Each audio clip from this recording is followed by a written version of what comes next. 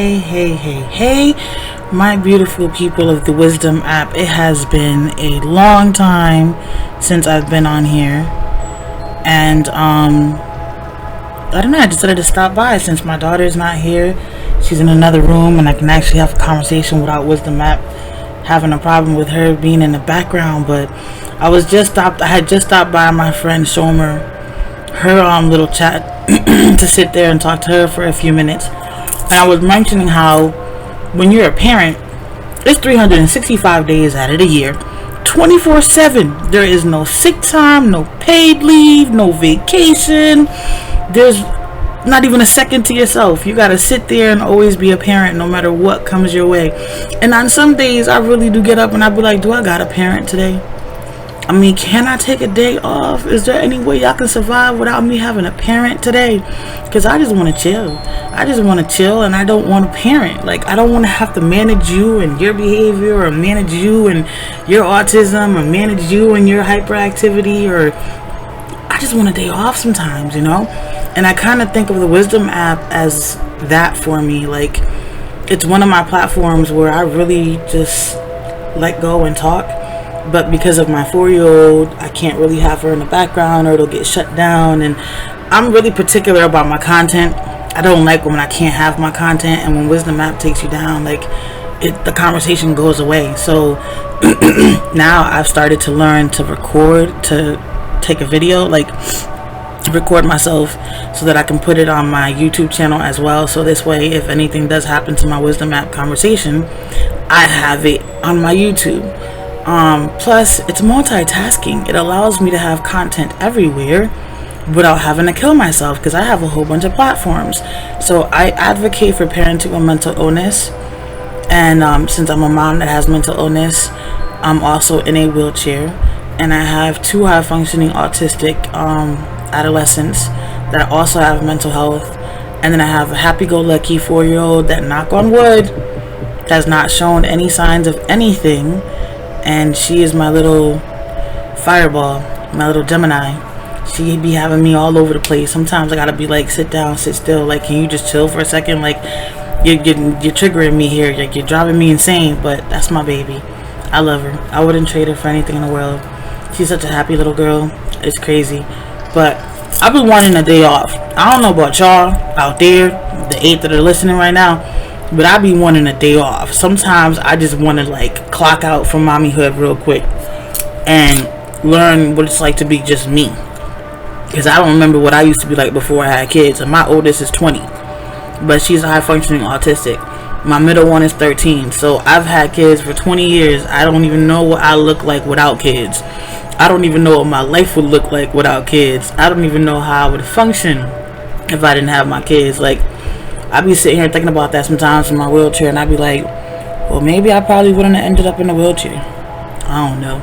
Maybe I probably wouldn't end up in the situation that I'm in. I don't know. But some days I just want to just be free. And like right now with my daughter, we live at an extended stay now. So we moved from the motel that we were living in. If anybody's listened to my previous conversations, y'all knew that the motel was a big stressor.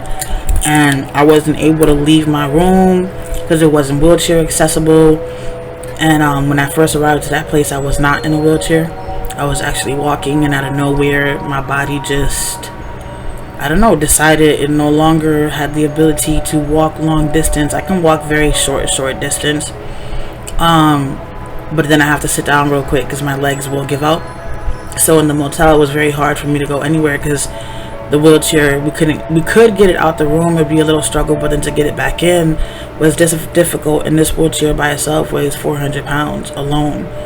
And my poor 20-year-old would be trying to, like, put the wheelchair up, so I couldn't put her through that stress. So I'm the type of mom that I really take my kids into consideration before I decide to do something, because I don't want to add on to them. Like, it's bad enough we already don't have our own place technically. And but I was able to move out finally from there because they had rats and mice and roaches, and we have been living like that for like a year and a half, trying to figure out where the heck we could go and how we could get there. But thanks to God, it worked out, and now we're in a very nice extended stay, which is kind of like staying in a hotel, but it's not a hotel because it has a little kitchenette and a fridge, a regular size fridge. But it's not a stress environment. I no longer wake up in the middle of the night with my dog pouncing on a rat or a mouse. I mean, literally, my dog was killing these things up to the last day that we stayed there. Like the last night that we stayed there, she ended up killing a baby mouse, a baby rat, I think it was, in the closet. And my dog knew how like we didn't like them and knew how we couldn't stand them, so she would stay on guard all night, literally making sure that they weren't coming in the bedroom, making sure that we didn't have to worry about it. But then she'd make all that noise in the living room / kitchen trying to get them to stay away. And who can get some sleep like that? Like, and who could parent with a lack of sleep? Like, I'm a good parent, don't get me wrong. I mean, I'm not a perfect parent because I know I got my flaws due to my mental health. I just dropped a popcorn and I can't stand when there's a mess because of my OCD, and I can't reach where the popcorn fell. Damn, I gotta wait for my daughter to come back because I cannot get that under that table. And it's gonna bother me until she comes and until she gets it. And y'all gonna have to hear me talk about it. Sorry, but it's the OCD within me. Like, I want to reach it so bad, but I can't. See, that's another thing. I miss my legs, y'all. I miss my legs. Like, I miss being able to jump. I miss being able to run. I miss being able to say, come on, let's go. And just hop in a car, which I can still drive. Thank God, knock on wood, I do appreciate that fact that I can still drive. So, since I can still walk short distance, I do have mobility in them. I just can't do the whole standing up too long, walking too far, walking too fast. I gotta walk really slow, but I miss my freedom. Like, I do miss being able to just hop in a car and just going somewhere, or being able to say, tell the kids, come on, let's go to the park, and I can actually play with them. Now it's like, if I can't transport my wheelchair, then I can't go because I can't walk, or I can't stand up for so long, or just the strain of even trying to do the basic stuff like taking a shower sometimes can get difficult. Because my legs, I have to wait until they actually feel strong enough to be able to put up with all the BS. So please don't take your legs for granted. I don't know who I needed to say that for, but please stop taking your legs for granted, because I would give anything to have my legs back. I don't have a legit answer to why I'm in a wheelchair. One neurologist put it down as paraplegia, the other one put it, with weakness, and then the other one put it down as my mental health. And that's another reason why I advocate for parenting with mental illness. Like, don't let your mind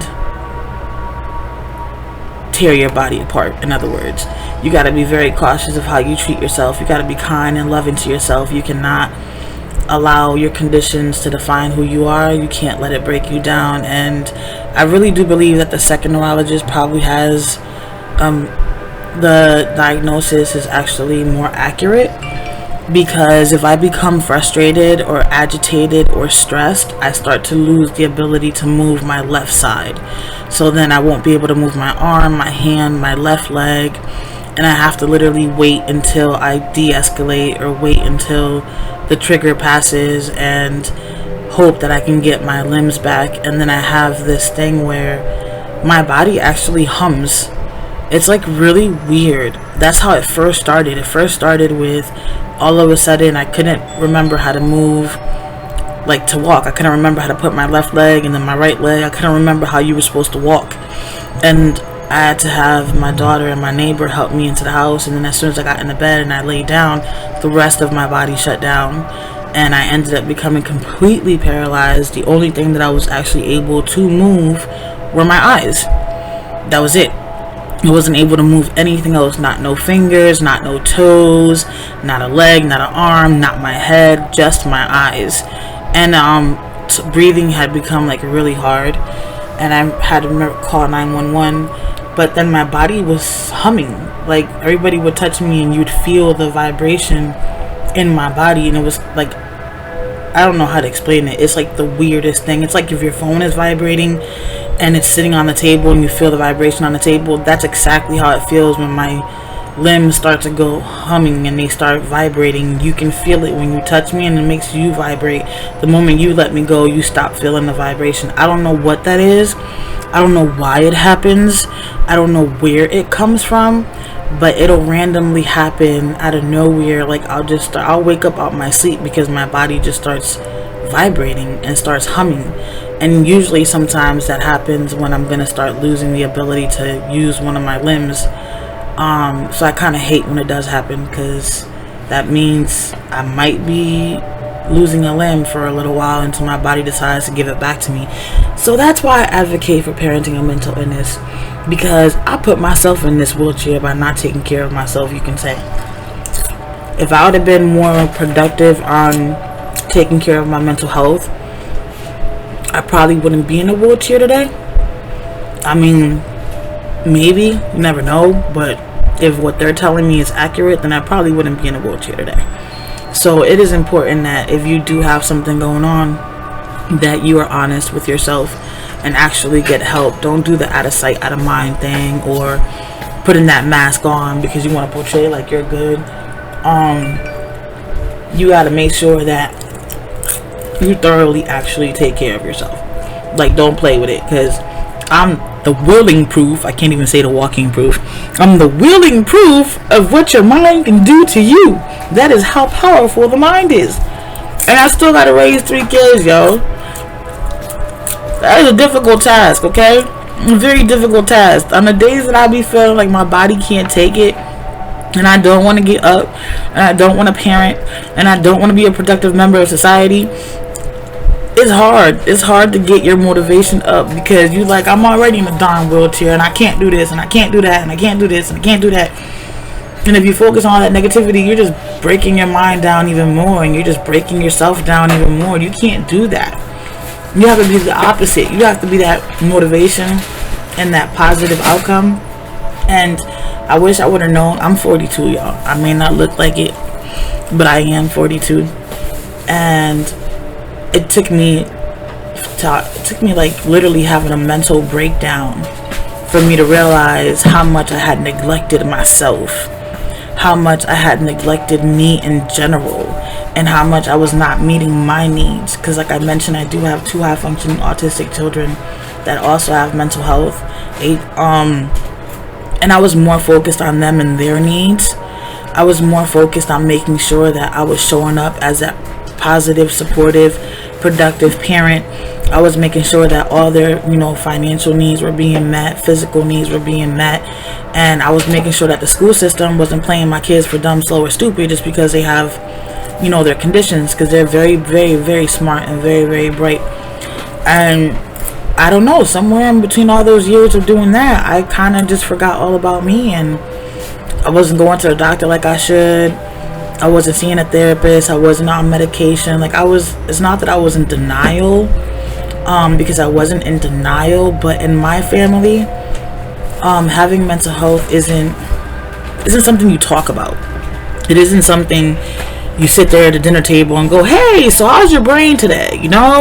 Are you capable of functioning? Like, are you suicidal? Are you homicidal? Are you having any bipolar moments? Do you find yourself being triggered? Like, that was not a topic of conversation in my family. Like, it was not. So I had to deal with a lot of stuff on my own and try to figure out how to cope with it. And that was very, very, very, very stressful. And I'm going to invite Miss Felicia up. Hold on. 3, 2, 1. Boom. Hello. Good morning. Good morning. How you doing? I'm good. I just turned this on and I caught a snippet of what you just said. And I just want to call you a pioneer, a groundbreaker. Oh, thank you. Okay? Because you're the pioneer and the groundbreaker for the family. Correct. You're the watcher on the wall. Correct. You are that highly sensitive person that can see something going and knowing that stuff is happening before it's happening because you felt it first. Correct. Okay, so I just want to call you what you are, and I'm gonna call you forth to walk in all the newness of that, and to put that whole spirit on, because you are walking in some great stuff. We all have people in our family. It wasn't for this generation to be talking about psychological disrepair. It wasn't for that last generation. My mother, my father, I'm 58. So that last generation didn't know what was going on with them. Therefore, they didn't know what was going on with you. Correct. But they did the best that they could at the level of their best thinking. That's true. Okay? That is true. And they gave birth. I just left my daughter at the house, and she's 33, and I said, but I gave birth to my answer. Because this daughter and these sons, these daughters and these sons that I've had have broken through all of those ceilings, all of those walls. And they have caused me to deal with mental health. They have caused me to deal with ADHD. Wow. They have caused me to deal with IEPs and learning differences. They called me forth by virtue of their birth. And they were here to teach me how to come out. So I said, like recognizes life. Correct. I recognize you because I recognize me. So look, I'm trying. Commiserating about being no groundbreaker. No commiserating about being no groundbreaker. Okay? Okay. Because once you break ground, so many people are going to go free. That's my goal. Honestly, it's so funny that you mentioned that, because that is my goal. My goal is to have people show up as a true self and stop wearing a mask and stop worrying about what other people think or what they perceive about them, because until the moment you embrace yourself, you're not going to really be living like at all. Deeply love yourself. Look, I'm going to use the word adjective. Deeply love yourself. Deeply accept yourself. Deeply, because in your conscious mind, this conscious mind is comparing apples to oranges. It's like, I should be like that one. I should be like that one. I should not be like myself. But my subconscious mind is always calling me up, saying, look, come up higher than this. Okay, you're not high enough. There's not enough. You're living at ground level. Okay?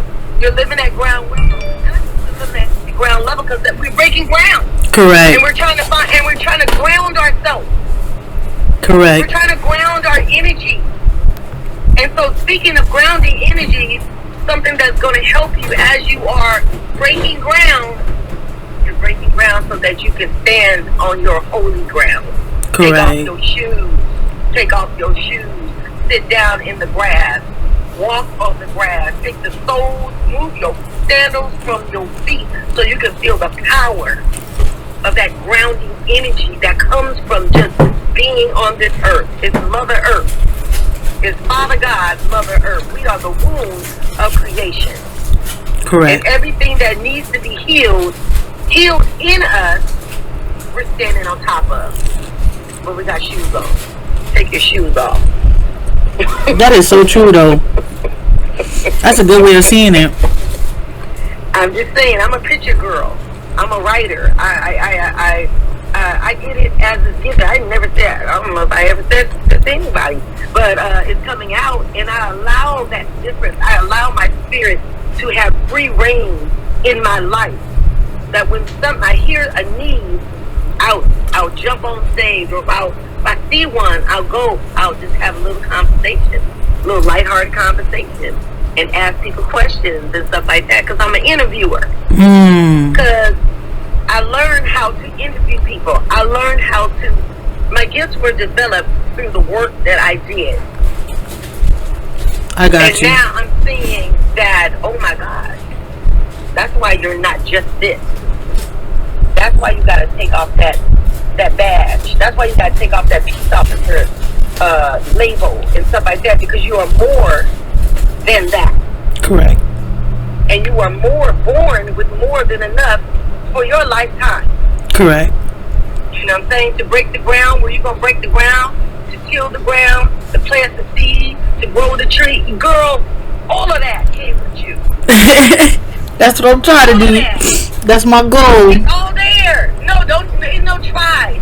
I'm telling you that this is the shadow work that people be talking about. I don't know what most folks be talking about, but I'm saying your shadow, your good, your light is casting a shadow. Your light within you is casting a shadow. And your light within you is moving in you. And it makes you go, what is this? Why can't I give up? Correct. Why can't? Oh God, I can just let go. I find it hard to quit. Dang! God has to come. God has to come and come and get my kung fu grip off. Yeah. Like, whoop. I got my kung fu grip on that shit. I'm not letting it go. I'm like, okay, back up. I'm gonna send you signs from the universe. You're gonna see 4444 9999 111. And you're gonna go, what's that? What's that weird stuff? Why am I seeing all these synchronicity of numbers? Because the angels are coming down trying to get you to let go of that kung fu grip. You know? Yo, it's funny that you say that because I have been seeing all them numbers randomly out of the blue lately. Out of the blue lately. Girl, you are right on time with your life. You're right on time with your life. You're right. You're definitely right. Receive your life. Receive your life. Allow your life to come. It's coming up out of you. Everybody coming from the outside of you, coming up out of you. Everybody says they see my light. Even when I'm coaching other people, I'm like, what light is y'all constantly talking about? I'm just being me, who I am. And there it is. I'm just being myself. Correct. If people see your light when you're just yourself. Correct. I ain't trying to be nothing. I am this. I'm just me, myself, and I surviving in this world and trying to help others survive as well. Yeah, but you're going to move from survival mode in your mind to thriving. Correct. To overcoming. To accepting. And just being in the place that you need to be. Correct. You're right. Gonna be in the know. You're coming to know what it is that runs you. What it is that empowers you. What it is. You're going to come to know this power. And it's been your silent partner all along, my friend. You were right about that, because I've been thinking a lot about that lately. And you were definitely right. You're calling me out right on point. I'm calling you up out of the dugout. Correct. I gotta take myself out of timeout. Oh, that's right. Onto the field of play. Correct. It's time to play. It's time to play lightheartedly. When you think of play, you think of light heart. You don't think of, I gotta go do this. No, play. You're like, oh, where? I'm about to go have some fun. Yeah, let's have to go have some fun. And I want you to embrace the joy of living.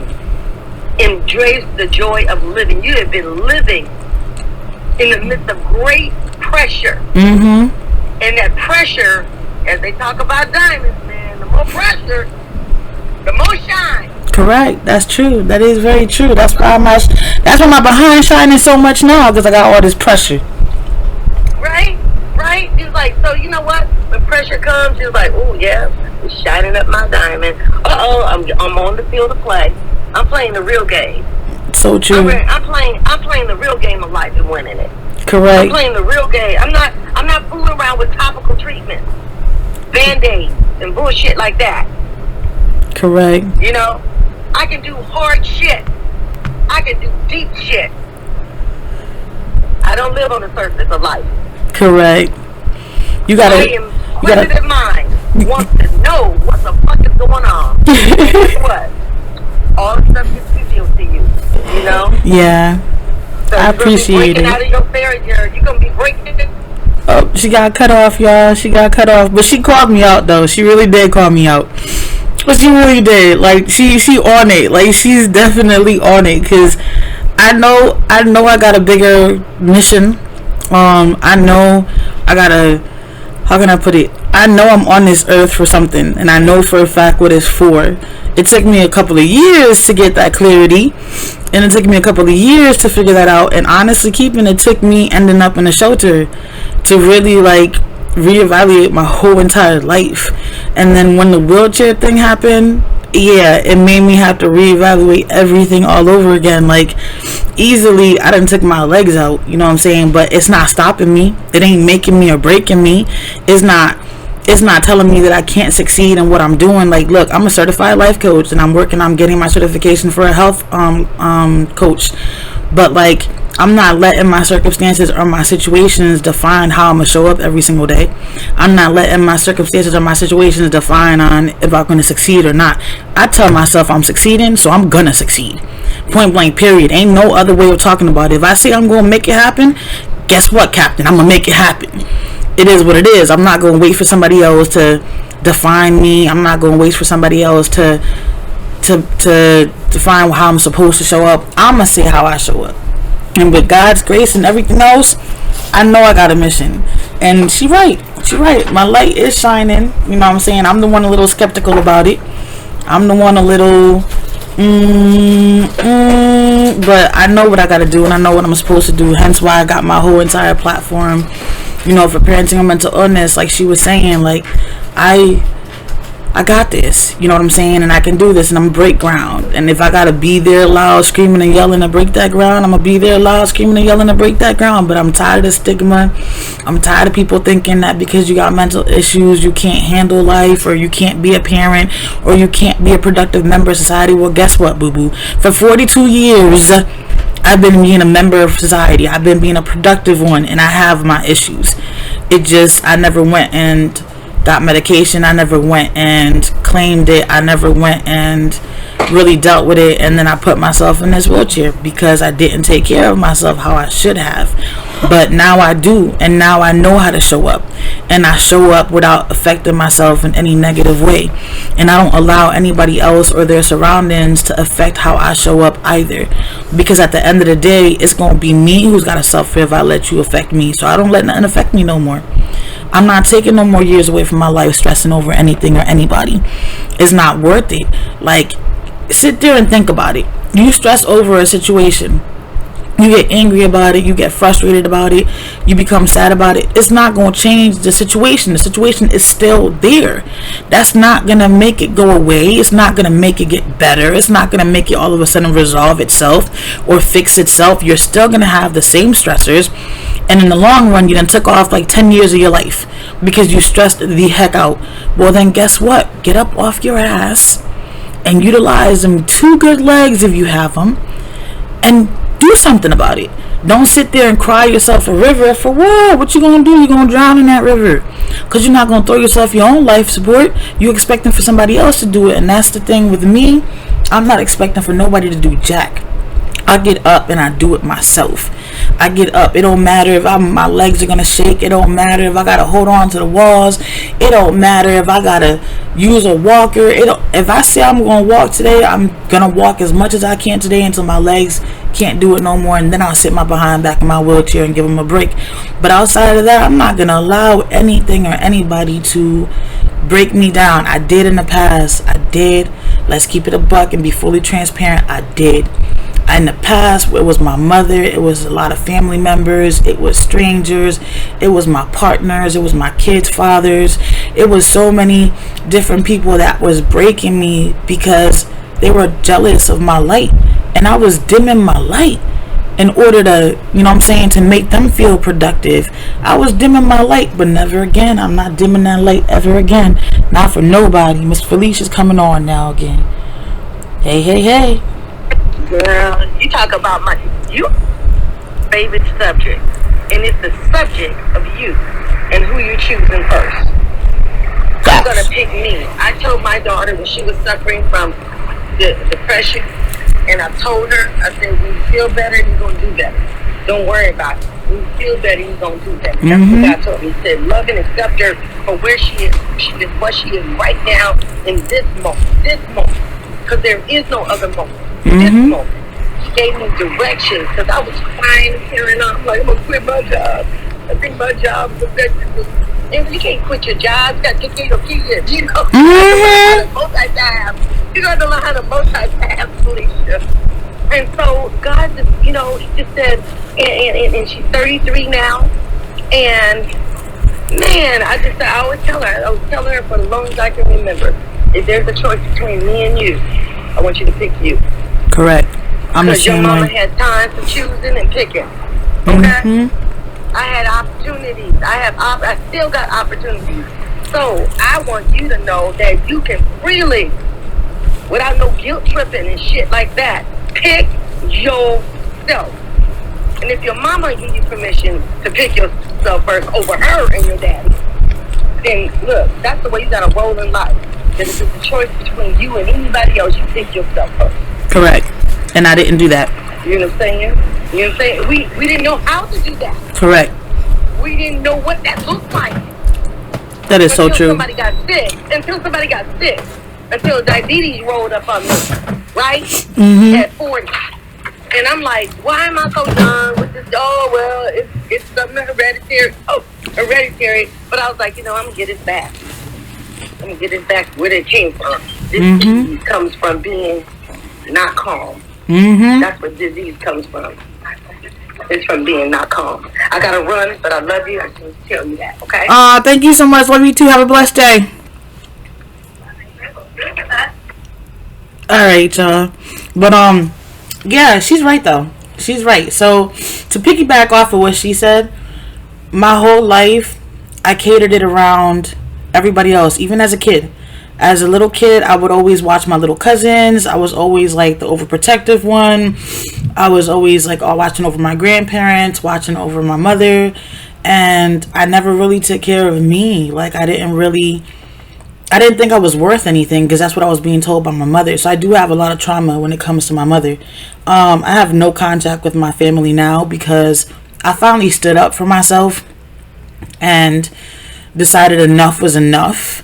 And yes, God does say honor thy mother and honor thy father, but he does not say put up with neglect, abuse, and somebody trying to pretty much make you kill yourself so that you can leave this earth, because that's how, you know what I'm saying? I don't know why, to be honest with you, because I'm still trying to figure out why she's like that with me. But whatever. And I'm her only child, which is what really sucks. I'm her only child. So you would think it'd be a better relationship, but no.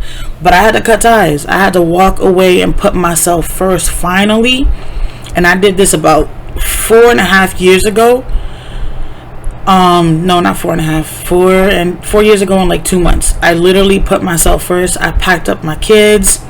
And I left the state of Connecticut and I came down to Virginia looking for a better opportunity for my family and I. But we were really trying to get rid of the toxicity that we were accustomed to in Connecticut because we weren't thriving. Everybody wanted us to fail. Everybody was against everything I was trying to do. And then every time I turn around, somebody's trying to take my kids away from me. DCF is constantly getting called. And it's like, my kids have conditions. I'm on top of all their stuff, so why are you at my door again? Like, oh, well, we got a call for this, and come to find out some of those calls were coming from my own mother. And she was trying to get people to take my kids away, and I was like, listen here, woman, let me tell you something. This is the first time I really, really, really stood up for myself. I was like, I'm going to tell you something. I will die before I ever let anybody put my children in your custody. I said, I'm the walking product of what it's like to have you raise a child. And let's keep it a buck and honest. I wasn't back then a really functioning, productive adult because of all the trauma that I had and all the trauma I was trying to cope and deal with while still being around the person that was causing all the triggers. Like this woman, I would just hear her voice and get in a bad mood. And I would hear her voice and it'd be like, oh my God, I can't do it. Like, I gotta get away from her. I gotta leave. I gotta do something. Like, all the negative thoughts, emotions, and feelings, and the feeling worthless, and all of that would pop up. And I refuse to keep living like that. So the moment that I shut that door, it has been the most freeing thing that I could have ever done. And the crazy part is, it took me 2 years after being down here to realize, hey, you're actually free. You do know that you're free. And you can start living for yourself because you no longer have to live for somebody else. Like, you're not catering to somebody that's not even appreciating who you are. So it took me a while to realize that I wasn't in that prison anymore. And it took me a while to realize that I should have never been in that prison in the first place. And I could have been walked out whenever I wanted to. My friend is so funny. I just told her about the platform. And she said she just went onto somebody's talk and just started singing. Oh my gosh, she is so funny. But I'm free, y'all, and I'm trying to make everybody else realize how important it is to be free. Take care of yourself, be honest, be realistic, be transparent, stop wearing that mask. Nobody cares anymore. Like, nobody should have cared in the first place. You need to show up how you are. If you're feeling terrible that day, then show up terrible. Don't think that you have to put on this facade. Well, I forgot to say the word now. Facade. Haha, I remembered.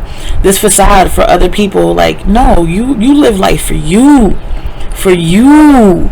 You cannot be a productive member of society if you're not living life for you. How do you expect to accomplish anything? And then she is also right on a survival mode. I gotta stop living on survival mode. And that's something that my whole life I've been living on survival mode since I can remember. So I don't know any other way to live, but I will learn how to stop living in survival mode, and I will push myself and I'll break that ground. I'm just tired of the stigma being added on the moment you say you got mental health. People look at you like you got chicken pox, or like you got AIDS, or like you got the monkey pox. Yeah, let's talk about that. Like you got the monkey pox. Like, come on, yo. Just because I struggle with myself doesn't mean I can't be a productive member of society. It doesn't mean that I cannot be a bomb diggity bomb mom. It doesn't mean that anything. Like, I just got attacked a couple of months ago talking about, oh, well, you're not even doing right by your child. Your child is going backwards. You can't even clean up. Oh, so now we're going to use my disability against me.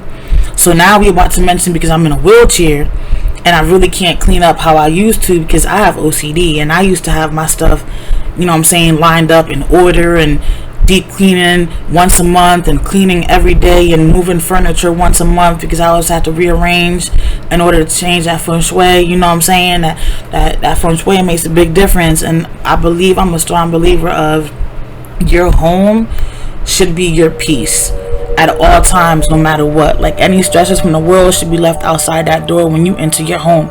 You should be able to be free to be who you are and what you want to be, and know that you're good to go. And honestly, I wasn't doing all of that for a while, and I think that's another thing that'll mess my behind up. So the moment I get my own place and we get out of this extended stay, I'm going back to all that. I don't care if I can't stand up and move furniture like I used to, but I'll make it work like I make it work now. But yeah, how you gonna come for me for my disability? Hello, I'm not even coming for myself. Like, I have yet to process. So if we be fully transparent, I'm talking to you guys about my wheelchair because this is my way of slowly processing the fact that I've ended up in a wheelchair. I mean, for 41 years, my behind was walking and doing everything that I needed to do, running, playing, and sitting down on the floor with the kids and doing this and doing that, and then out of nowhere, boom, here comes a mother-loving wheelchair. And I ain't ever wanted to be in no wheelchair. I ain't never thought I was going to end up in no wheelchair. So it's not like I wished this upon myself. But it happened. You know, reality smacked me in the face and was like, listen here, we. I don't know why I said we. I was supposed to say B. Listen here, B. Sit your little ass down. I ain't little, though. But sit your ass down. And I didn't listen. I really didn't. So I really feel like I brought this upon myself. But guess what? I'm making the best of it. I be riding my wheelchair like it's my little motorcycle. And I got headlights. And I got rear lights. Man. And my wheelchair goes up a couple of feet so I can actually talk to people eye to eye. What? And I can lay down all the way in this wheelchair. Like, I got a car and a bed within my wheelchair. Who else got that? When your feet hurting in line, you gotta stand there and hop on one foot, hop on the other foot. I don't. I got memory foam cushion. I'm sitting on memory foam cushion. Don't mind me, y'all. I got issues. But I already said that. I got issues. And I embrace them. I love them. They make me who I am.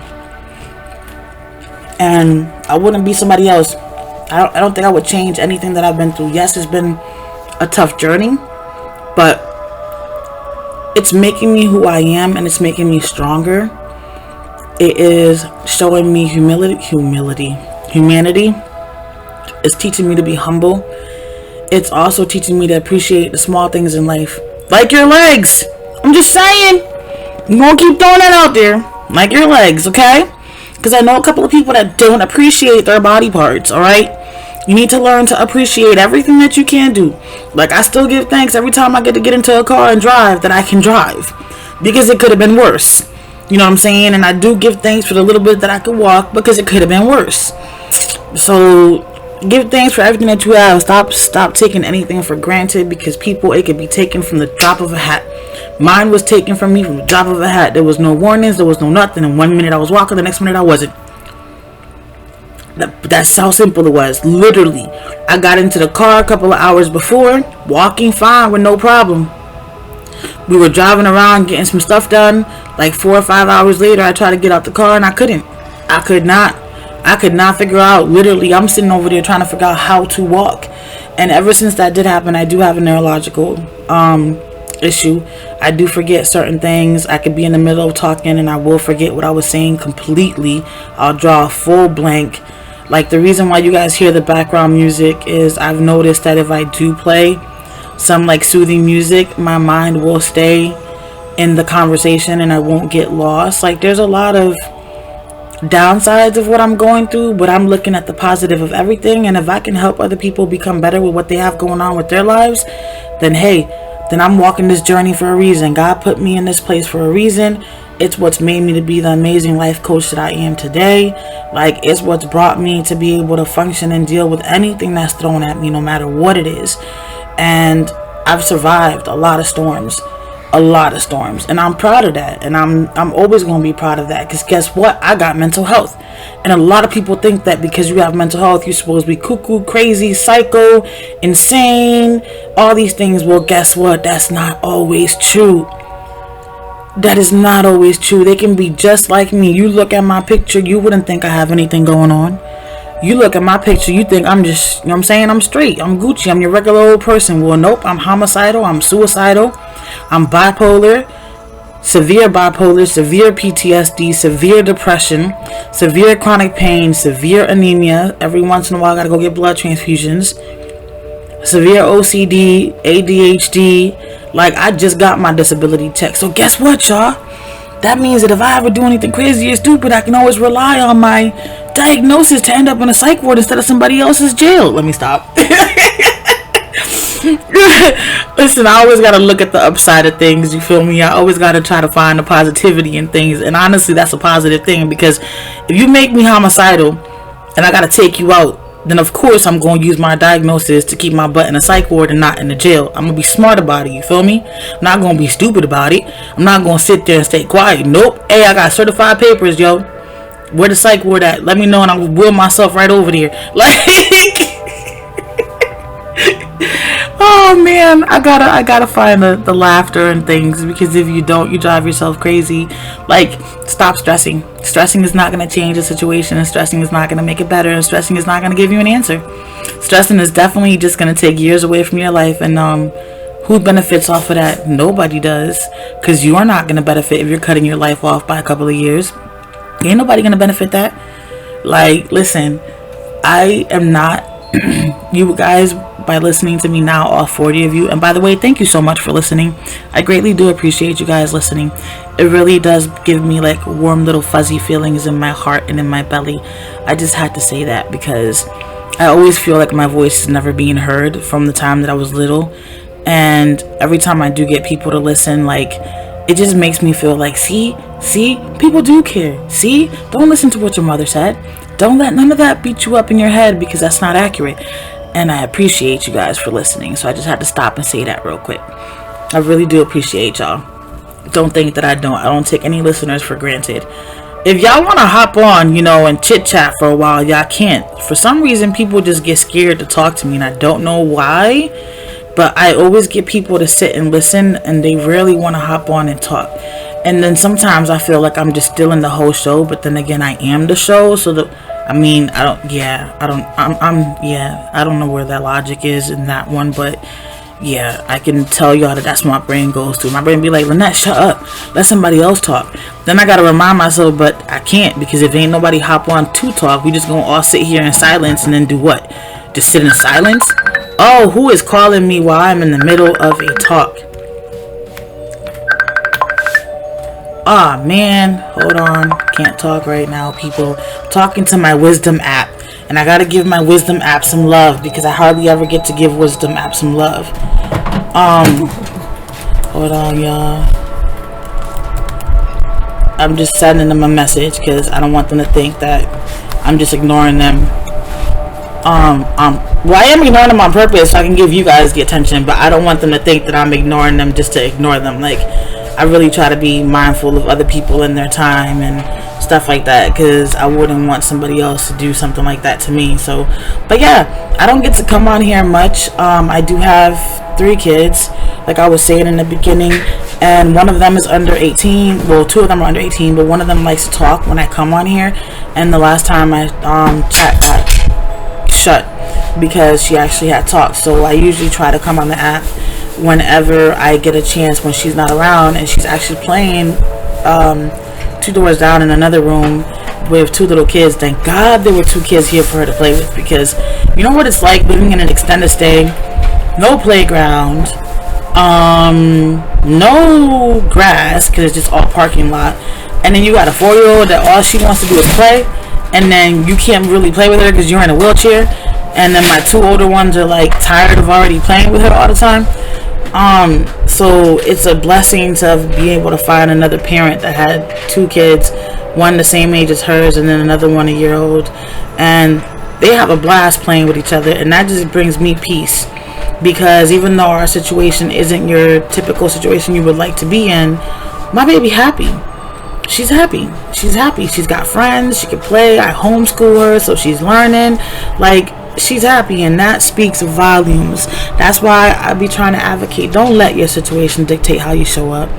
Don't let your situation dictate what you look at as positive, because y'all could be in my situation. Y'all could have lost y'all legs out of nowhere and not been able to walk, and then still have to raise 3, kids, 2 with disabilities and 1 without, and figure out how to make it work without transportation and stuff like that. But you're not in my situation, and I know I make it look good, but it doesn't mean that it's actually good. Let me stop playing. I know I really do make it look good, but it's not an easy walk in the park. It really isn't. But I take advantage of all my opportunities, and I appreciate everything that I can do. And that's something that I like to advocate about too. Like, I need people to appreciate what you are able to do and what you do, and to show up as yourself. Stop wearing a mask. Stop pretending to be something else. Nowadays, everybody wants that realness, that real you, not that fakeness. Like, what happened to the days where loyalty was loyalty, love was love, understanding was understanding, empathy was empathy? Like, what happened to all of that? Nowadays, it's just like all fending for themselves. Oh, I can screw you over by doing this, and then I could win.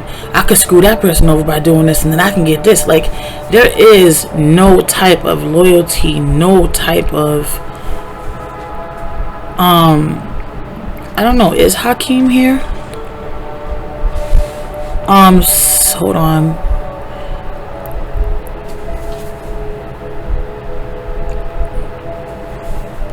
I don't see my other life coach that I'm here chit-chatting to asked me if Hakeem made it up here, but I don't see a Hakeem, so guess that's a no. Nope.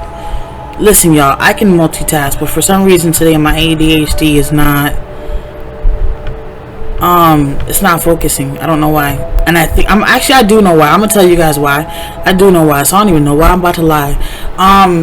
I am so used to just being in survival mode, and I am so used to constantly being escalated all the time and having triggers and having stressors. But after moving out of that rat motel, roach infested place that we lived in for a year and a half, and letting go of all those stressors the moment that I walked off the property, I don't know how to show up as this person now. Like, I'm a completely different person. I don't have any stress on my shoulders. I don't have any, oh my God, how am I going to make this work? Like, I don't have any triggers constantly like how I was. I literally was going to sleep in triggers and waking up in triggers. I was triggered the whole entire day. And now I'm not, and it's a whole different person right now, and I'm trying to figure out how to be this person, this new person, and still be a productive member of society. And I'm your sister struggling over here, y'all. Like, I'm struggling.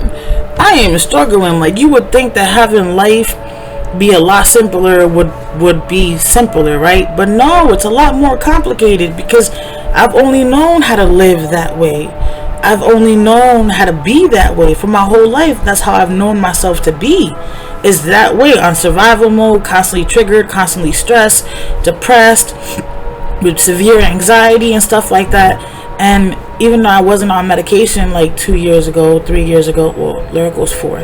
So even though I wasn't on medication 4 years ago, I knew how to cope, and I had my coping techniques, and I had my coping skills, and I did all that. But my last pregnancy really took my mental health over the top. Like, I had postpartum depression while being pregnant.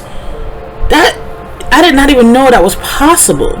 How can you have postpartum depression while being pregnant? I mean, I was so suicidal when I was pregnant. It was crazy. And then right after I gave birth, I was extremely suicidal and homicidal. Like, it was proof. Like, I used to have a pit bull, and the baby, when she was in my tummy, did not like that pit bull. Like, and that pit bull did not like my baby. And I used to sit there whenever this whole little, non-liking relationship between these two, one in my stomach and the other one outside, I used to always threaten to punch him in his nose. I don't know where that came from, but I swear I came from my baby. Because I would never threaten no dog to punch him in their nose ever until that pregnancy and until that dog. And every time he'd make me mad, I'd walk up to him and be like, Max, don't make me punch you in your nose. Because I'll dead ass punch you in your nose and I don't give a darn. Yo, I got stories for days, y'all. Y'all probably gonna be over here like, this lady really is crazy. For real, for real. No wonder she got certified papers. But yeah, now I don't do that though. Well, that's not true. That's a lie too. I do threaten dogs. Ever since that situation, I do threaten dogs to punch them in their nose. Especially when they make me mad. Because if I don't lick up all over you and do all that extra unnecessariness, then don't do it back to me, please, because my legs have severe chronic pain. And every time my dog would jump on me, because my dog is not here with us now, she's actually staying with my daughter's father. The extended stay that we at doesn't allow any pets, and even though she's an emotional support dog, I still can't have her here. So she would trigger me, but not intending to. So then I would threaten to punch in her nose. She just wanted some love and attention, and it could be times where I didn't want to give love and attention because I'm already being triggered by hearing the rats running around or by a roach coming on my desk, because I have a serious roach phobia. I did not have a roach phobia until I moved down here to Virginia. I was cool with seeing a roach every once in a while, once in a blue moon type shit. But no, ever since I moved down here, the water bug, whoo, Lord have mercy. Whoo, child, you talking about somebody about to have a whole heart attack when the water bugs be coming out? Man, I'd be freaking out. And then I had the, mishap of having an apartment that after a year and a half of living there, when the people next door moved out, they ended up bombing the next door apartment, and I had roaches running through my sockets to get into my apartment. Like, they were crawling on my ceiling, dropping on my food. Like, dude, man, listen here. I got videos all up on my YouTube channel. If y'all want to see how I am not lying, look me up on YouTube. It's Parenting with Mental Illness - Mom and Children. But you're gonna have to go back like 2 years to find them videos. Yeah, I got videos all up on there. I mean, I had pools of roaches on my walls. Like, after they deep treated the other apartment and didn't deep treat any other apartment in the building, man. And then at that time COVID hit, and then at that time my autistic son decided that he want to stop peeing in the toilet and start peeing in the living room. Yeah, don't ask me where that came from, because I really don't know.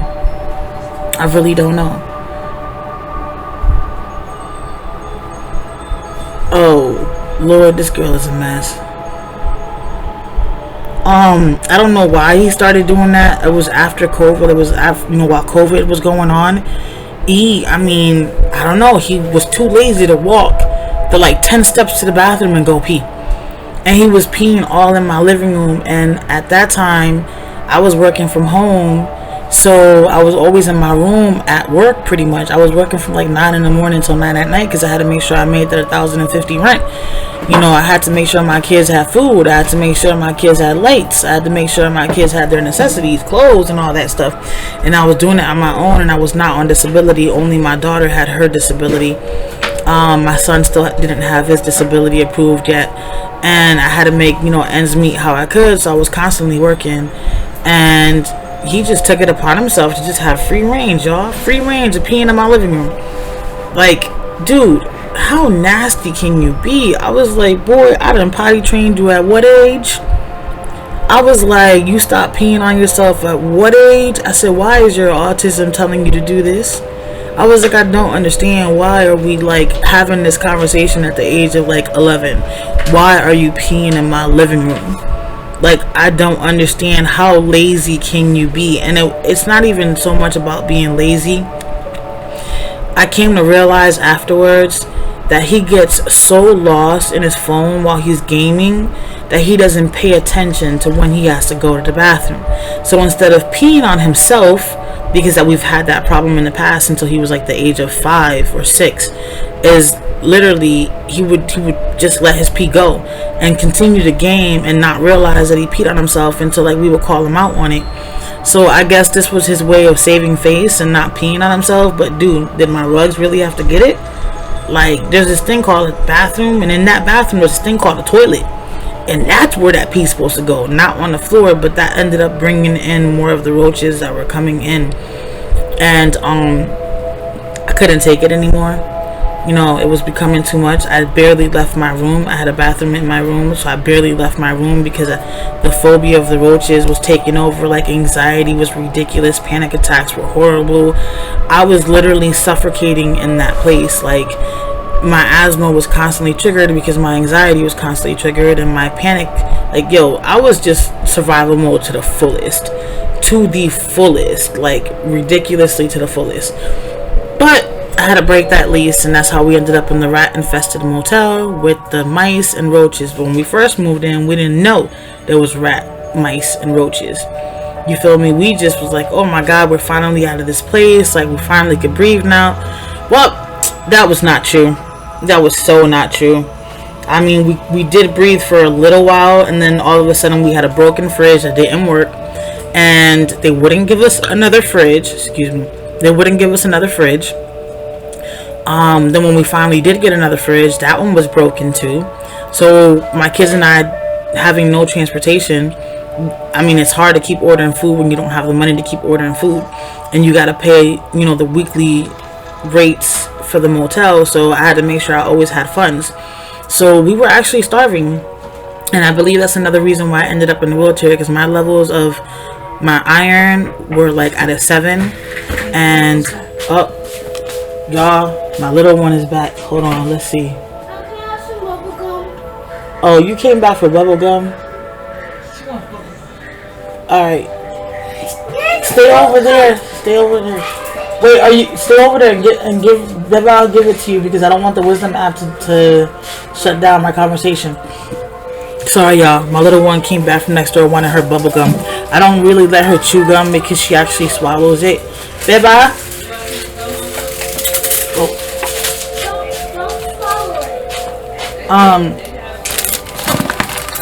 Yeah, so I kind of really don't let her chew gum because she does try to swallow it. And hold on, you guys, I'm having there's random roaches here every once in a while, like it's not like in the other place. I don't know. And there was one next to me, and yeah, I was about to throw my whole food across the floor, and I can't do that because I need my meal. But anyways, so yeah, so we had like 3 or 4 broken fridges. Never really got one to work. They kept giving us broken fridges and was getting mad at us. I found it again. Beba! Under by the Bible. Pick up the clipboard. By the Bible. Sorry, you guys.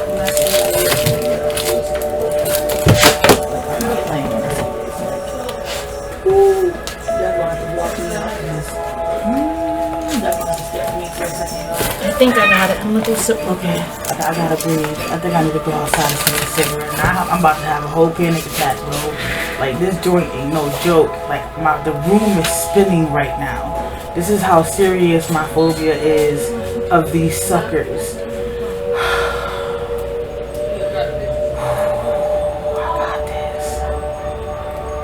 I gotta walk this down, you guys, real quick. I just gotta give me a sec. I just gotta bring myself back because it was a big, ugly looking one too. Like, y'all may be laughing on y'all end, and that's cool if I made y'all laugh, and it's cool if I gave y'all some smiles today. But on my end, I'm trying not to have a whole panic attack right now. Like,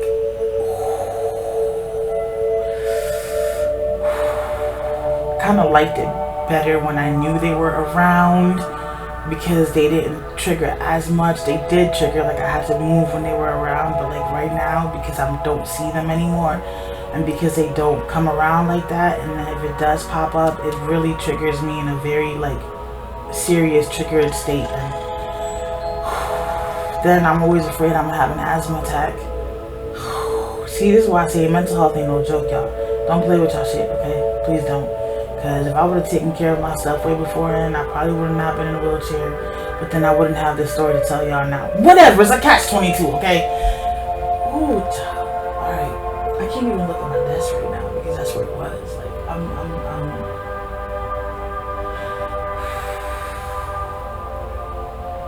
But this is what anxiety can look like, and a panic attack can look like. I can still talk, but yeah, I can still talk and do all of that. So if y'all would have seen me, which my video that I am recording for YouTube was gonna see, like, I don't look like I'm going through one, but I'm going through one really bad right now. Talking to you guys is helping me out a little bit to calm it down, but yeah, I'm going through one right now. I gotta get out of this. I might have to partake in Mary Jane. Yeah, Mary Jane might have to be partaking, because now I got a migraine.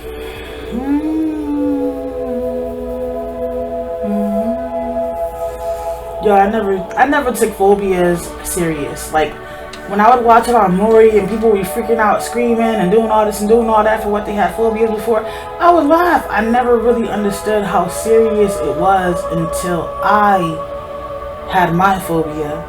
I mean, I got a bathroom phobia, don't get me wrong, but I don't freak out like that. Like, I can't use a bathroom if the bathroom is dirty or nasty or has mold, or I will not rent a place if the bathroom looks like crap. I've always been like that since little. But this phobia with these roaches ain't no joke. Like, I will seriously hyperventilate. I will go into a full-blown asthma attack. Like, you didn't think that a damn lion then came to eat me. Like, it's crazy. But I never understood how bad phobias can freaking be, or how serious, like, they can be, and what else they can trigger as well. Like, my problem is because my mental health is so severe and it's so drastic, that whenever any of my diagnoses or my conditions get triggered, they trigger the rest of them. So like right now I'm going through PTSD at this moment, because it's images of the apartment, and I was talking about, man, you know what, I probably talked this roach into existence for telling y'all about it. I'm gonna blame y'all. It's y'all fault. Let me stop. I probably talked it into existence by talking about them, which I shouldn't have. Like, I really shouldn't have. Like, I really should not have. I don't even know why I talked about them. See, I brought it into existence, trying to give y'all my backstory and where we've been at, and yo, that's it. I ain't mentioning them suckers no more. Not for the rest of the day. I'm done talking about roaches, man. Whoo, child. I think I do need some Mary Jane for real. I need my daughter to come back and roll. I really do. Chill mode. I even forgot I was recording for YouTube. Like, I legit forgot I was recording for YouTube. I don't know when I'm gonna post that video, but when I post it, I know everybody else gonna be laughing at me, because I really, if I was not sitting in a wheelchair and if I knew my legs could have taken me getting up and running, I would have ran. But I know my legs can't take that. You know what I'm saying? I could probably went like 4 steps, 5 steps, and had to sit on the bed. That's the farthest I'd have been able to go. But hey, I saved my food though. I sure as hell made sure to move my food so it wouldn't take that. Like, yo, oh my God, Linette, you got issues. I hope y'all cracking up. Y'all better be cracking up. Y'all could laugh. It's cool. I ain't mad at it. Y'all could definitely laugh, because I mean, when I go watch my video, I'm gonna start laughing at myself too.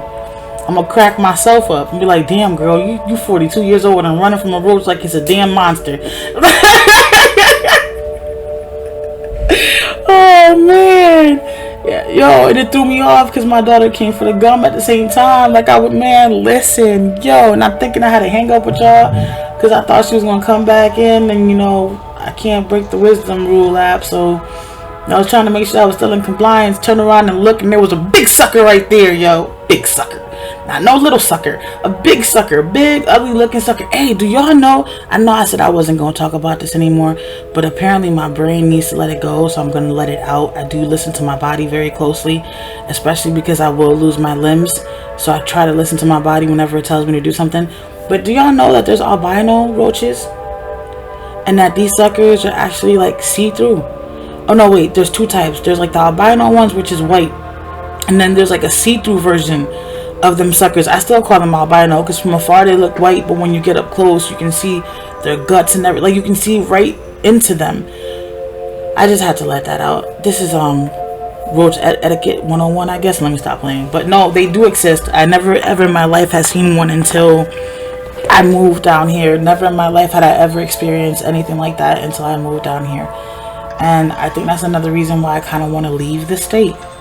You know, I kind of want to go find a whole nother new home, but I know wherever I go, you're going to run into insects and rodents. Like, I'm not in denial, but me and Virginia have not been getting along since we arrived, and it really has not been a easy walk in the park since we've been here. And now I can't even walk in the park. I got a wheel in the park. You feel me? I can't walk in the park. I got a wheel in the park. But, yeah, I mean, I want to say thank you to everybody that's listening, all 51 of y'all. I appreciate y'all. For real, for real. I just wanted to hop on because it's been a while since I showed up and showed out. It's been a while since I've been on here. And I do miss talking to the Wisdom app. Like, I find this platform to be like, you know what I'm saying, welcoming and opening, I guess you could say. And it makes it easier for me to talk out my past triggers in a way, because I don't like talking to therapists. They be asking too many questions, and one of my triggers are questions. Since I have to answer questions for 3 of us that have mental health, and I have to constantly always re-answer the same questions, reopen the wounds over and over again every single time, I can't stand when people ask me questions. The quickest way to get my bipolar to show up is to ask me questions, especially redundant questions. If I've already mentioned something and you're gonna ask me a question about it but just change it, I'm still gonna get pissed off because it's the same exact thing, you're just flipping it around. And if I've already answered it, why are you making me repeat myself? Like, I'm not a tape recorder. If you didn't hear me the first time, that's your problem, not mine. That's just how I look at it. And questions will throw me off the handle. Like, I will literally see red and I will just, yeah. And then my homicidal thoughts, man, listen. If you can go to jail for your thoughts, I'd have been locked up a long time ago. I'd have been somebody's, you back? Alright, y'all. So, unfortunately, I'm going to have to end this because my baby's back and we know she can't be on. But I thank you again so much for listening, you guys. I greatly, greatly appreciate it. Follow my YouTube, please. Like and subscribe because I am trying to get my account monetized. It's Parenting and Mental Illness - Mom and Children. My Instagram at Parenting and Mental Illness. Facebook, Parenting and Mental Illness. I do have a Facebook group as well. And I have a coaching business. I am also a certified life coach. So hit me up, you guys. But I gotta go, unfortunately, because the little one's here. Thank you.